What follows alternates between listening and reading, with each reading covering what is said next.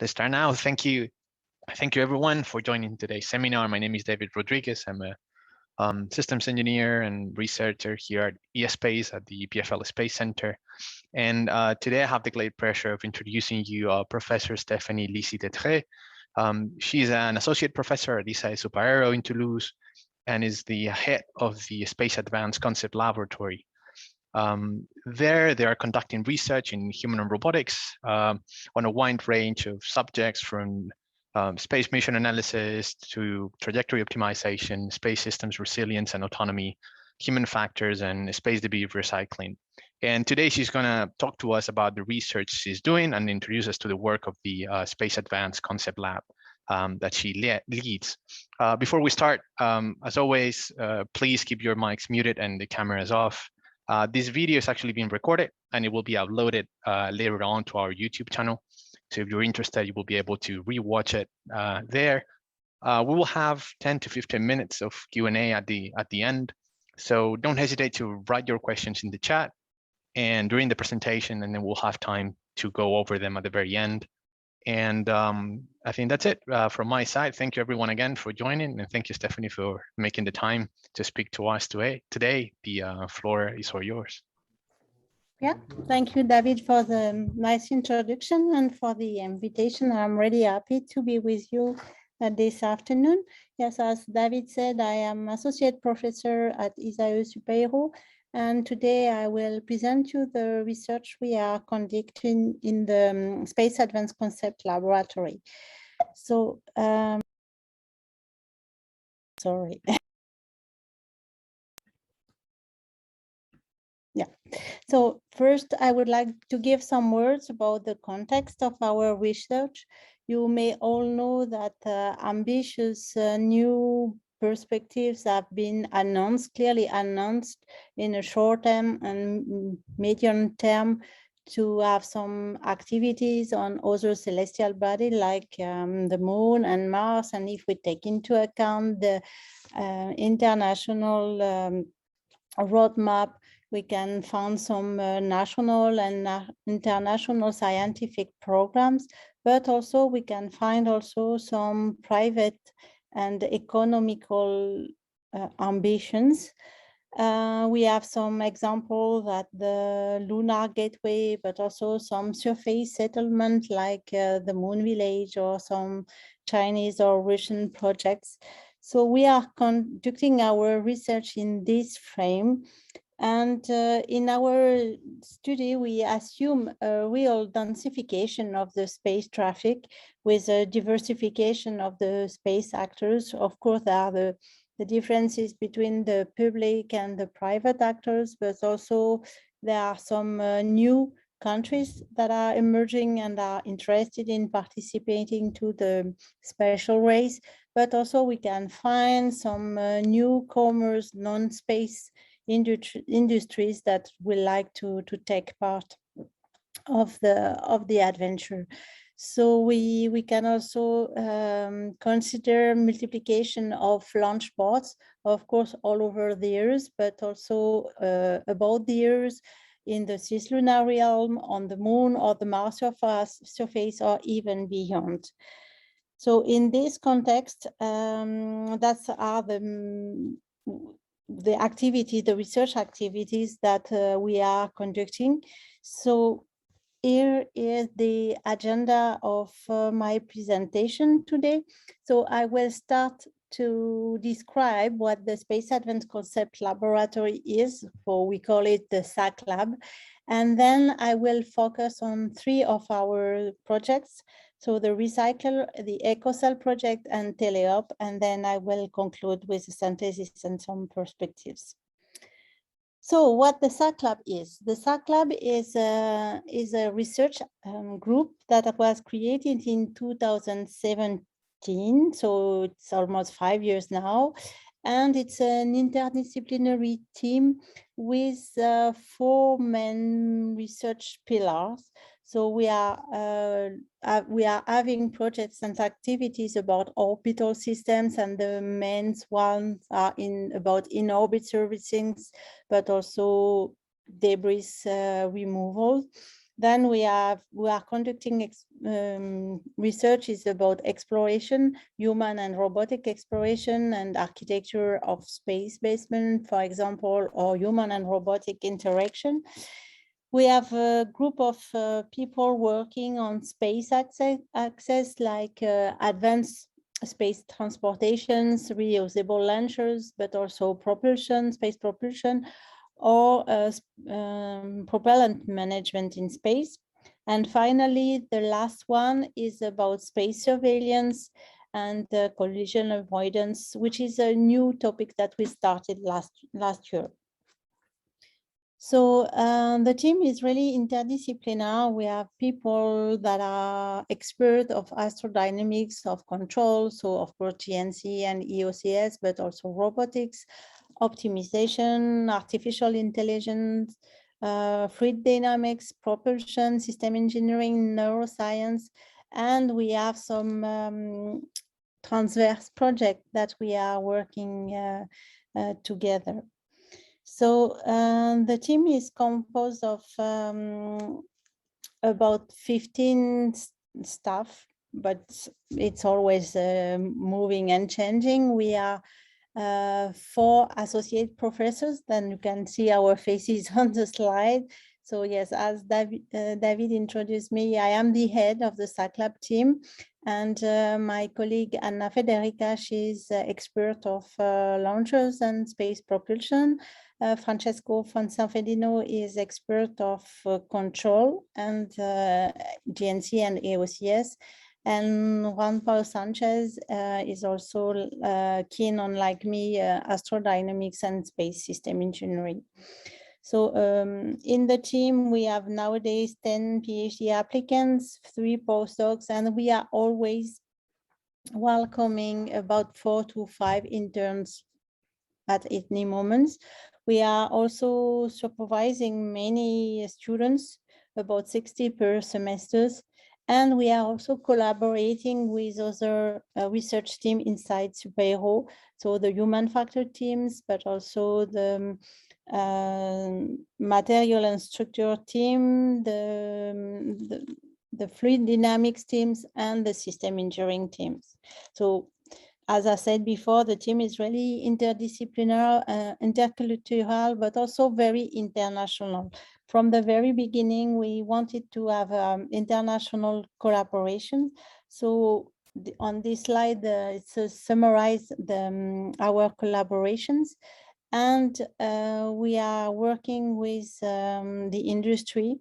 Airbus and Ariane Group are our main funders, but we have also some contract with Thales Alenia Space, with Coactum that you must know, and also some labs in France or for example, IBMP, which is in Russia. We are working with space agencies inside Europe, but also abroad. We have also some academic collaboration with some universities in Europe, but also in Australia. And we are still keeping on developing new collaboration, and the EPFL is one of our best friends to start collaboration. Okay, on this slide, I won't comment all of them, but these are examples of the different PhD that we are supervising. And you can see that we have topics that correspond to the different themes that I presented earlier. And we have already, some of our PhD applicants have already defended, and we are really, it's a very dynamic and very young team. So here are a list of some of our project examples. So of course we have collaboration and projects, but we are also developing tools. For the team that is in charge of transportation has been developing a tool that is called LAST, for Launcher Analysis Sizing Tool. So it's based on MDO, and the idea is to be able to take into account all the subsystem of the architecture of a launcher and to size, to design launchers. And the other one is SaMPy. So SaMPy means Sun, Earth, Moon in Python. It's an astrodynamic library. It's open source. It's developed in Python, and you can access it. It's available online. So thanks to the different collaboration, we have different projects. We are part of a topical team that is called, it's about propellant management with several European partners. We are part of the EcoCell project, and we have also some collaboration with on TELEOP, which are the two of the three projects I will introduce then. And of course, we have some collaboration with CNES, which is our neighbor in Toulouse. We are on the same street, so it's easy for us to collaborate with them. And also, we are developing some internal projects. So I will introduce today the recycler. So let's see. Yes, here is an outline that I've already introduced. So I decided to start from the Earth and go to the Moon and even further. So the very first project I will introduce is the recycler. So the main topic of the recycler is to think about the circular economy in Earth orbit. So if we have a look at the very last data about the space from Space Debris Office of ESA, we have nowadays more than 8,400 satellites in orbits. Only 5,800 of them are still functioning. And if we look at the numbers of debris, it's really amazing. And this number keeps on increasing due to the new satellite constellation, in particular in orbit. Of course, nowadays the rocket elements are removed or sent to graveyard orbit, but satellites have to cope with rocket bodies and all satellites that were launched some decades ago. So our idea is to develop systems in geostationary orbit. The main part would be a space factory, and from the space factory you have several assets that are interacting with the space factory. So you have the recycler, which is the name of the project. And the idea of the recycler is that it can go to a non-functioning satellite to take some elements to bring them back to the space factory so that they are recycled, repaired, and then the new components that are produced from the space factory are then delivered with the servicer to satellite to repair them. So this is why it's this is why we call it the recycler, and because we are proposing circular economy in Earth orbit, so as to reduce the numbers of debris in geo, and also to avoid launching new component, new satellite, lot of mass in orbit if it can be avoided.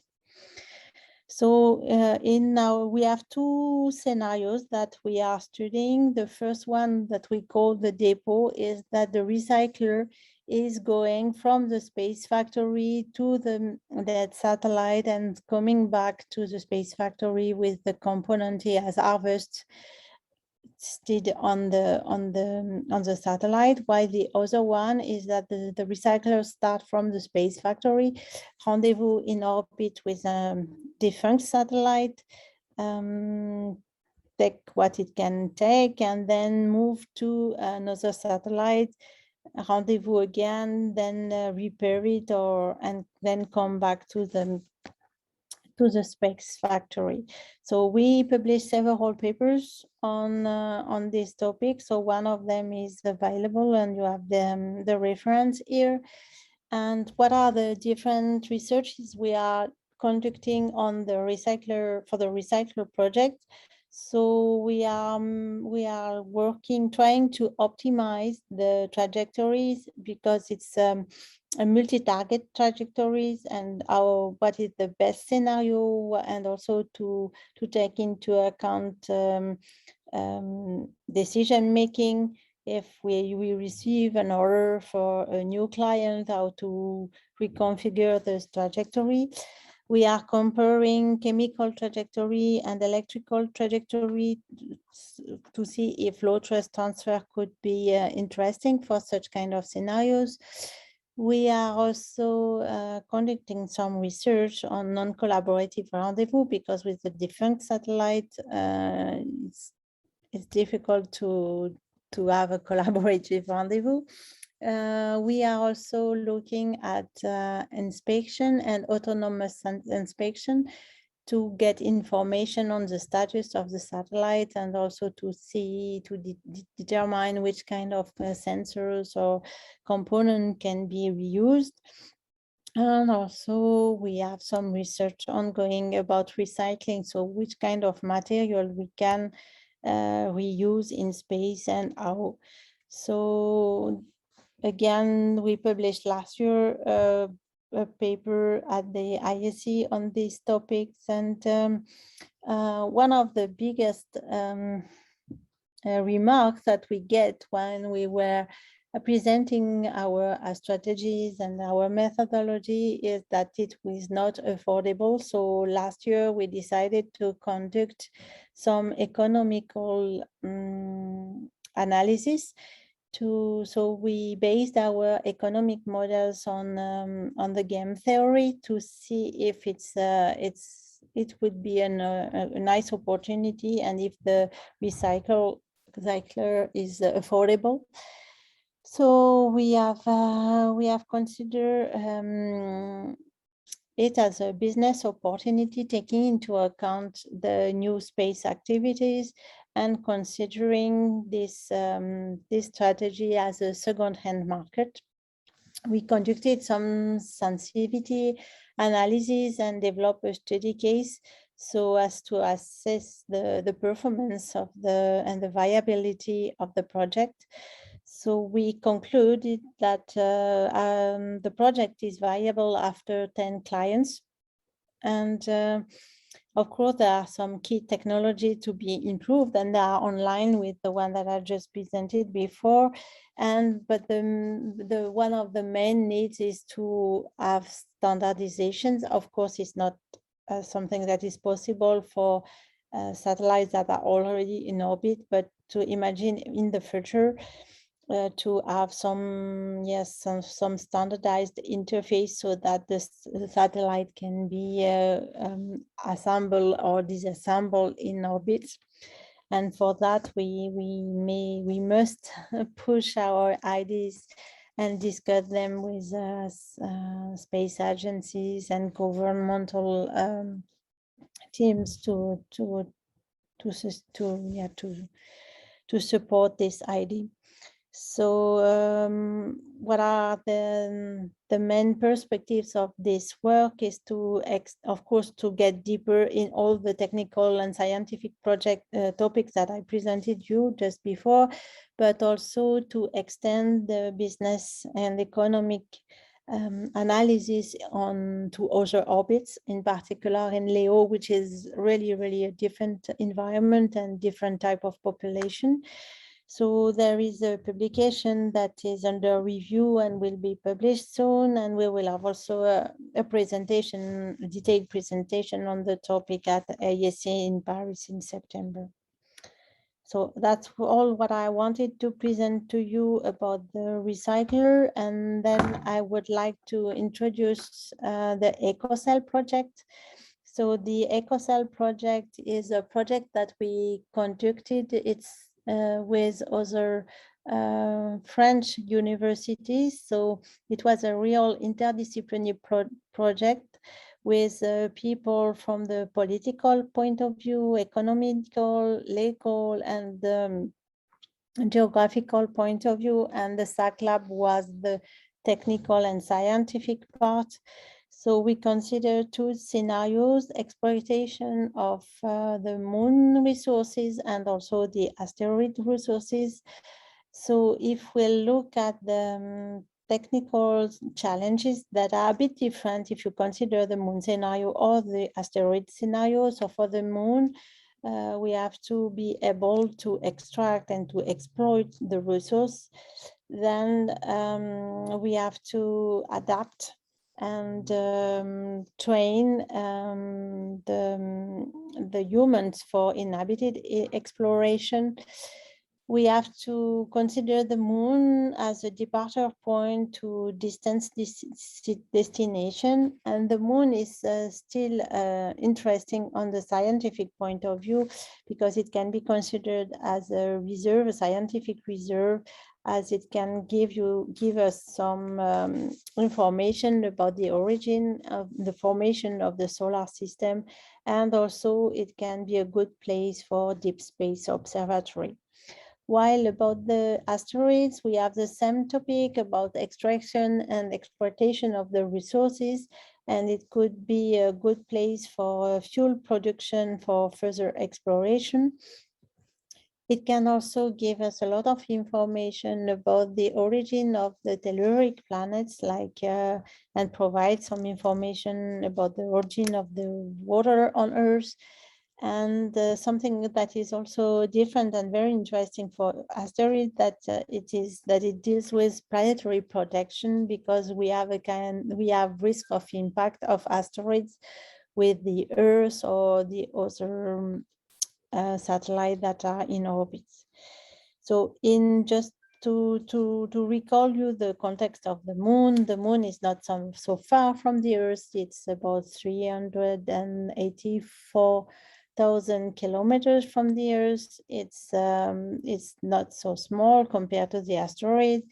And if we look at the Apollo mission, the duration of the mission was 52 hours to go, 71 to come back. So about 3 to 5 days to go and come back, which is affordable. But if we look at the number of missions since 1959, sorry, we can see that there were a lot of attempts while the rate of success is quite low.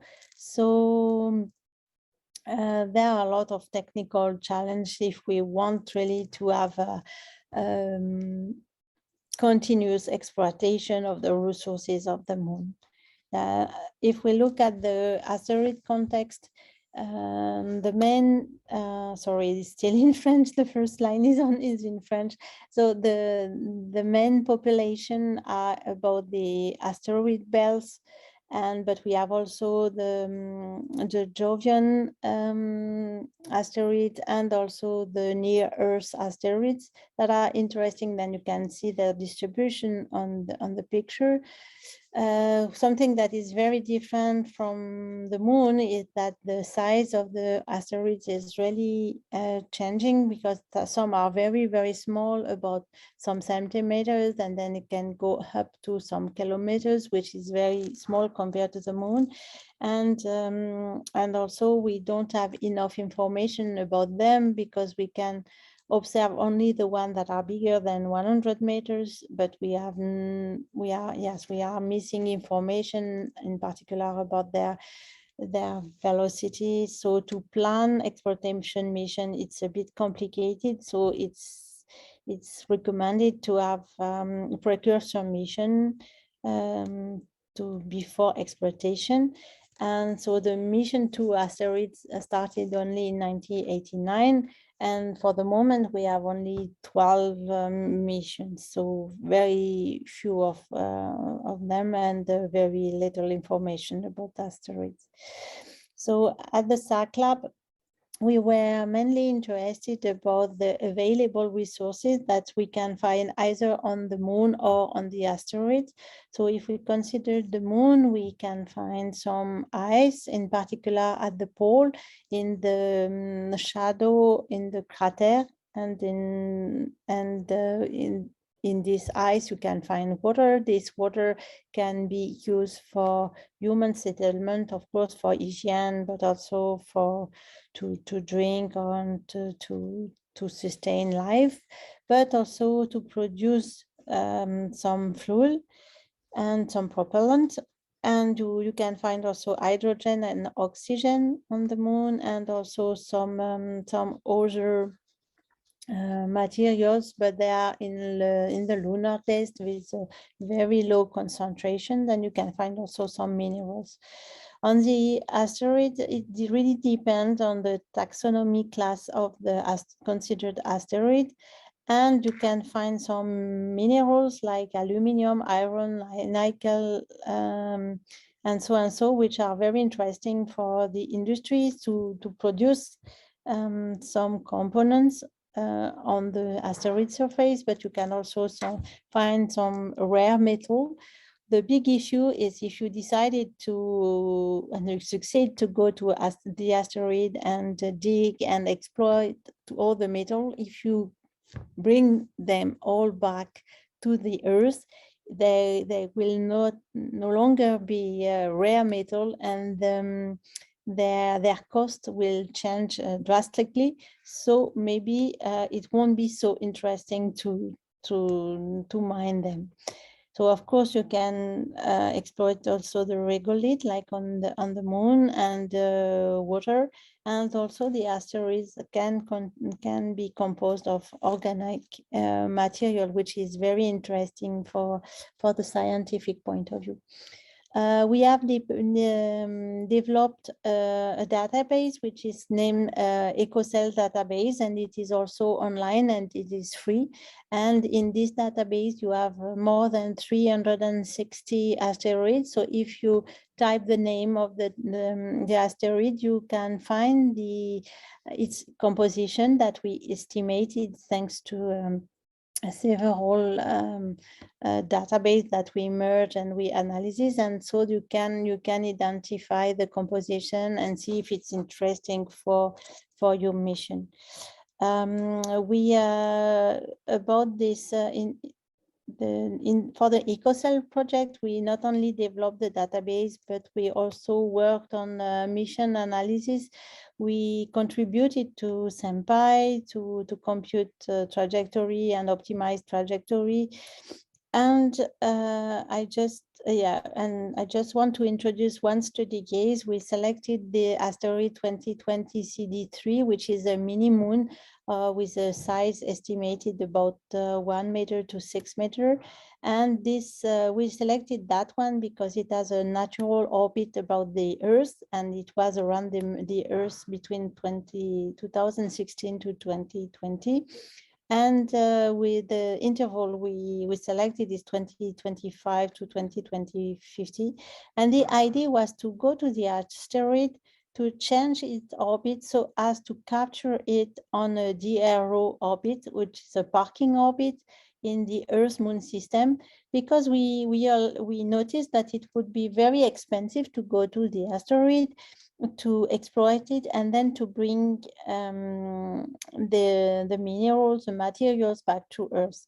While the other idea was to transport the asteroid from its original place to parking orbit to the Earth and to exploit it in these regions.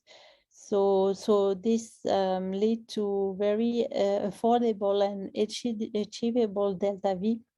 And I will show you just after the video. Of course, we also designed the spacecraft that could go and perform this mission. You will see the size of the solar cell, which are really big compared to the size of the spacecraft.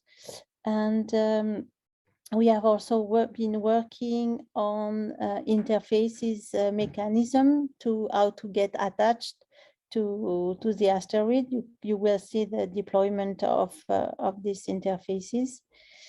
And yeah, we can see all the thrusters. I hope it's not too long, then I will accelerate it. Okay, here you can see the deployment of the mechanisms. It's like a gecko mechanism, gecko feet, and there are some spin inside to grip and to get attached to the asteroid. So this is the one we selected. And then we compute the rendezvous with the asteroid. Of course, it's a non-collaborative rendezvous. And so you need to have autonomous navigation system because you have some delay from the ground and you cannot rely only on the ground segment. And then after capture, you can see that the probe is traveling back to the Earth system with the asteroid and will deliver it on a parking orbit about the Earth-Moon system, just to place it on an orbit that is easy to access from the Earth and from the Moon, so as to exploit it and to produce propellant with the resources of this asteroid. So our main idea behind this study, it was not to recommend this type of mission because there are a lot of ethical issues and legal aspects, but to see if it was feasible and if it is affordable, and we concluded that it is possible, and we then say that we have to discuss about the ethical aspect and legal aspect, how to protect the solar system against this type of mission. Okay, and all the trajectory, the yellow one is the result of optimization computation that we computed with SaMPy, the library I introduced to you earlier. And that was about what I wanted to say about EcoCell. And I would like to finish my presentation with the last project, which is TELEOP. So TELEOP is an acronym for teleoperation. It lies in the context of human space exploration. And in this context, we are assuming collaboration between human mission and robotic mission. We are considering that they are complementary and not opposite. And in the future, collaboration between robots and humans will increase, in particular to get some sample, to explore, and the astronaut will have to remotely control, for example, some rovers. And what we wanted to see is if we plan a long duration mission to Mars, for example, or even beyond, we need to know the impact of isolation and confinement on the crew performances. We are now all experts of confinement thanks to COVID, but this is we know that it's challenging, and we wanted to see the impact on the crew performances. Actually, the TELEOP project was designed and started in 2017. And we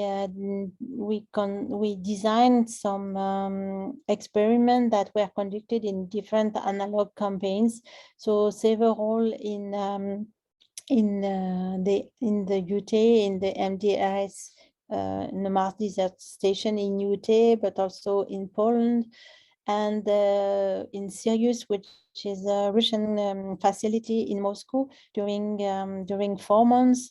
We also deployed it on the SUPAERO campus during the confinement in 2020. And nowadays it's currently being conducted again in a new Sirius campaign in Moscow. It's a 8 months campaign, and in parallel it is conducted in Antarctica in the Dumont d'Urville base. So what is TELEOP? TELEOP is It is an experiment based on a rover in a task that model the rover teleoperation mission with multiple tasks to be performed by the operator.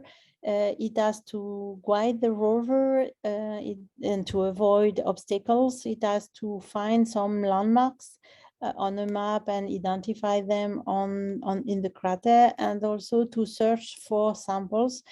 And there are several steps, and it's getting more and more complex. So before the experiment started, we assumed that the time will affect the performances, and also the mood of the operators and the confinement feeling will have some consequences on the performances. And also we assume that some boosters can have a positive effect on their performances. So we decide to combine measurements. So we have three types of measurement. We have the subjective ones via questionnaires that we are asking the operators to fill before and after the teleoperation task. We have some behavioral measurements. We really measure the performances, that is to say the response time, the accuracy in the task. And also we have also some physiological measurement like cardiac activity. And in the new version of the experiment, we are also measuring through the EEG, so the brain activities, but also the eye motion. So this is the main challenge, is to be able to have everything, the coordination and the synchronization of all the measurement, but it's feasible. So if we look at the example of the Sirius 19 scenario, we have some, it was the 4th-month mission with a crew composed of 6 crew members. What was interesting, it was a multicultural team, and there were gender balanced, and there were all professionals participants. So it was lunar scenarios, and we were able to perform 21 times the TELEOP task for each of them, with 4 trainings before and after. And in the middle, you can see the yellow zone is when they mimic a landing on the moon. And what was very interesting is that the team was split in 2 teams. 4 of them were doing as if they were landing on the moon, while 2 others were doing as if they stay in orbit. And we really see the impact of the motivation and on the performances. For the 2 who were staying in orbit, the performances did not change, while for the 4 other ones, we really have a great improvement in their results. So here is the flow chart of the task and what they have to do, and but I won't go into the detail. I will be happy to answer if you have any question about them. So nowadays the task is currently being deployed in Russia again, and it started on the 4th of November and it will end beginning of July. And it's another team again with gender balance and different nationalities. And what is very interesting for us is that it also conducted in Antarctica for 1 year. And we are collaborating with the University Libre de Belgique, because we have noticed during our previous campaign that there is a big impact on the sleep and the quality of the sleep of the participant. And they have developed tools that are very useful to measure the quality of the sleep and the impact on the heart and its behavior. So we have developed, for this reason, we have developed a new task with a new scenario that is more realistic, and we change the exploitation system. We went to Unity, and the task is now more immersive. You can see a picture on the top part of the slide. We are mimicking the Shackleton crater, and the lander looks like EL3, and well, so that's part of the campaign that is, and we will have the data soon, and we are really eager to exploit them and to see if we find some coherence with the previous mission, or if it's totally different this time. Okay, so I presented you 3 of our projects, and we have a lot of other projects at SaCLaB. So I just want to synthesize and to summarize what I was speaking about.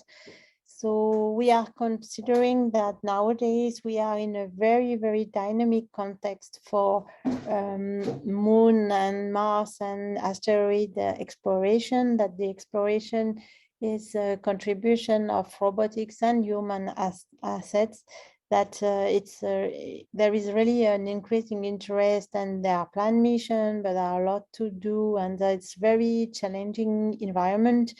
There are a lot of techniques and development to be conducted in many topics in transportation, because rendezvous about the Lagrangian point is something that has never been done before, and it's very challenging and complicated. That we need lunar landers, we need reusable launches to lift off from celestial body surface. We need autonomous robotic, and that is essential for human activities to, as precursor first, to explore the surface before, but also to deploy the habitat before the arriving of the crew, and also to help the crew during mission to maintain the basement, but also to as companion for EVA, and also to take care of the basement when the human are no more there. So human-robot collaboration is something that is critical and must be taken into account, and considering really the human factors. So not only the technical point of view, but also the physiological and the psychological point of view.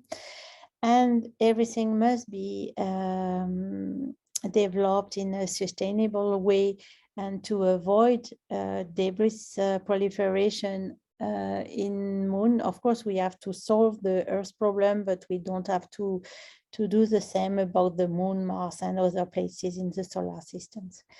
So what are our perspectives now at SaCLaB?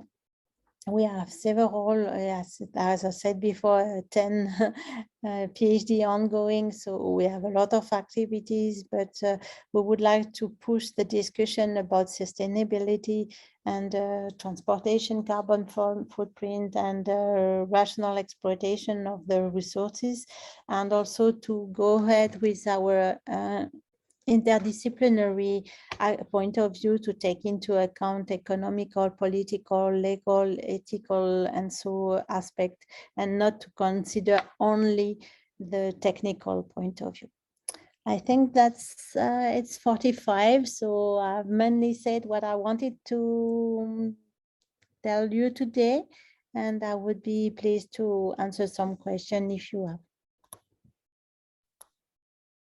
Thank you, Stephanie. I think that was great.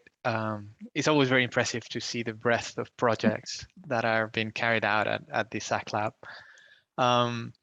So yeah, so feel free to post questions on the in the chat, and I'll read them out loud. So Stefan asked, what is the size and mass of the target asteroid for the EcoCell capture mission?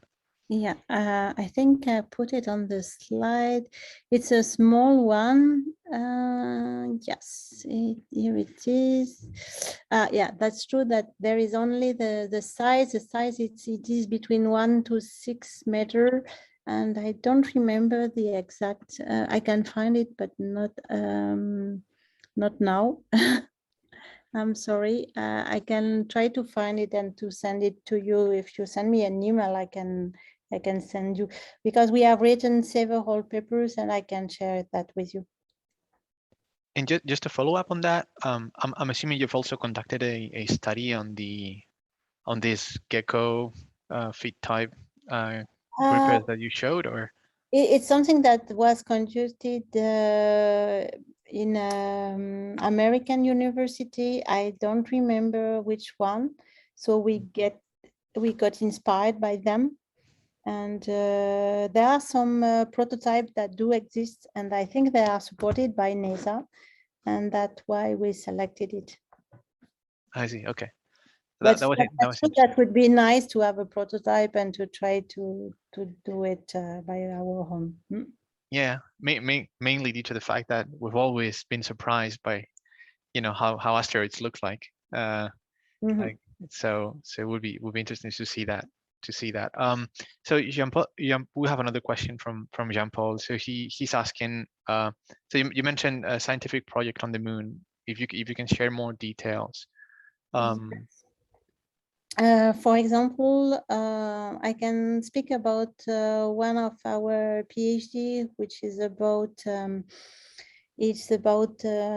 lava tube exploration, and it's a collaboration between a drone and a rover to explore, to map lava tubes, so as to identify if crew members can live inside the lava tube to be protected against radiations. And so we are mainly working on the autonomy and to the collaboration between them. But I don't think that was the question from Jean. I'm not sure. Yeah. But I'm going to use this opportunity to do a shame plug of one of our projects. So we're working actually we started recently a project also on lunar drones, if you want to call it that. So like reimagine how a similar use case of how we use drones here on Earth. Small scale, quickly to deploy, easy to operate and recharge. And how would you do that? How would you reinvent that for the moon? So maybe it would be interesting for you and I to chat about that project, because I'm pretty sure there is a lot of synergies there. Yeah, for sure. Well, with this project, actually, we were involved in the Igluna campaign, and that was very nice for us because we got prototypes that are Earth Yes. rover and Earth drone. But it was very nice to test the code and the algorithm, because we performed several field campaigns. We were invited by CNES to deploy our two instruments on their Martian soil. And it was a very nice opportunity. But in the PhD, she is considering a hopper to explore the lava tube. And nowadays she's involved in the MMX mission, mission in the operational team, to get the way they are planning the operation, then to put it also to integrate them in our PhD, which is very, very interesting. Yes. Very nice indeed. Yeah. So Claude is asking in the chat, so when you talk about moon resources, do you mean resources to be used by humans on the surface of the moon, like on the South Pole Station, in view of in situ resource utilization, or resources that would be useful for people on Earth, like helium-3 or any other materials? Yes, and this is exactly the topic of the EcoCell project. And at the beginning, we were actually focusing on the resources that could be useful for people on Earth, like helium-3, for example, but also as we were dealing with asteroid resources that could be rare materials too. And then we performed this economical study, and we realized what will be the economical impact. And then that will not be something affordable for humanity to try to do that. which is quite good news, I would say. And that's why we also looked at the resources for humanity to, if the people would like to settle on Moon or Mars, and how to use them to build to build the basement, but also maybe to produce some devices to create and produce new component for living, but also for transportation or for working in space directly. Indeed. So I would say the answer would be both. And just to finish the answer to Jean-Paul is that our research team is really oriented to our technology to support science. So this is not in our team that we are conducting astrophysics and such type of scientific projects. So that's why I cannot, it's not easy for me to answer this type of question because we depend on the other teams, I would say. And would you mind sharing a bit more or expanding on the results of the TELEOP study that you did? Because you mentioned that like there were some improvements with some of the crew members. Can you speak a bit more about that? Yes, of course. Actually, if we go back to the roadmap, actually we have deployed several times TELEOP, and from each step to the other one, we are improving it because we are getting a lot of lessons learned. Of course, we have few operators. Each time it's about 6 persons, except for the Concordia, for the Dumont d'Urville one, when we will have 20 participants, which is huge for us. And at the beginning, we had a real simple task. I think you can see it on the previous slide. No, we cannot see it. Yeah, it's in the corner here. It was you could only see the robotic arm, and you got the map on one corner here, and the sample was the red dot is the rover, and the sample is the green one, and you have to travel on the map and to find the sample, to grab it, and to them back. So that was the first task. And with this one, we were able to measure the impact of the confinement, the impact of the decrease of the motivation, the fact that even if they are doing sports during these analog campaigns, they are not working a lot. And we can really see the impact on their sleep. The sleep was, even if they always go to bed at the same time, and they started to fall asleep very later and later. So this has an impact on their health, on their fatigue, on their motivation, and we can really measure that. We can also measure the fact that, for example, in the MDRS mission, one of the operator is the biologist. The person has to take care of plants because they have a green app, and it's something that has been repeated each time. The one that is in charge of the green things is always performing at the best performance in the team.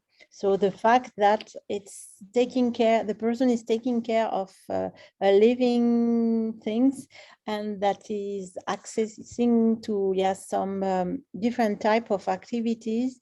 His motivation is getting better than the others, and so this is something that we were able to measure. What we were very, very surprised, because some missions were conducted by our students, while the serious one were conducted by the professionals. And we thought that we will get best results with the professional, and actually this is what were not the case.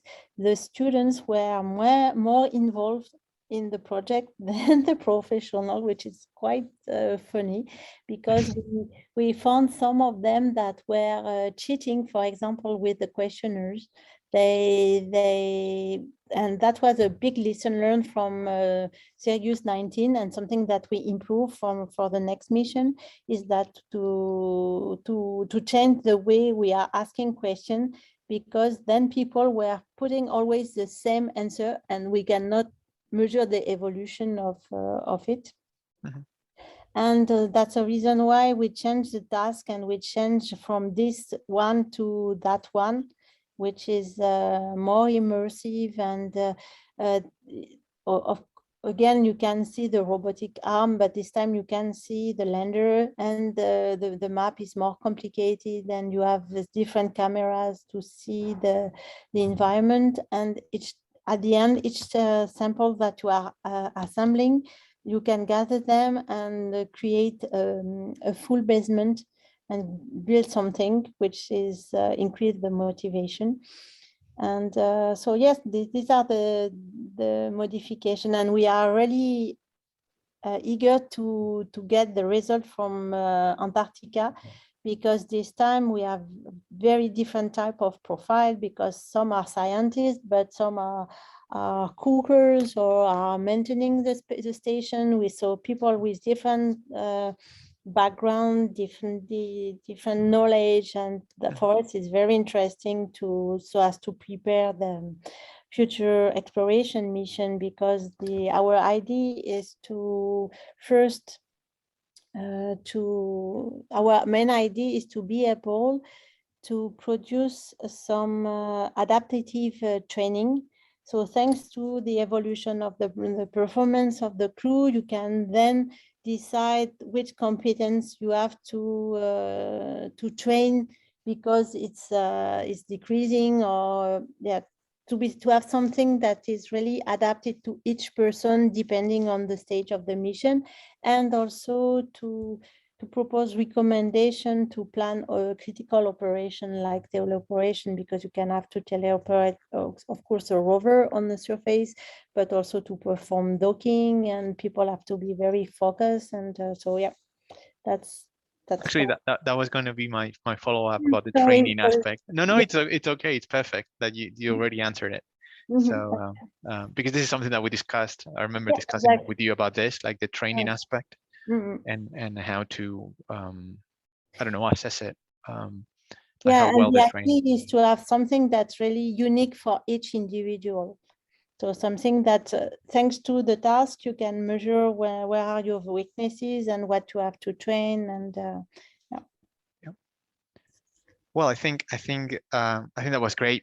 As always, as I said, it's always fascinating for me to learn about the project you're running. I don't see any more questions, and it's already almost 6 o'clock. So thank you, Stephanie, again for making the time to join us. Thank you, everyone, for showing up.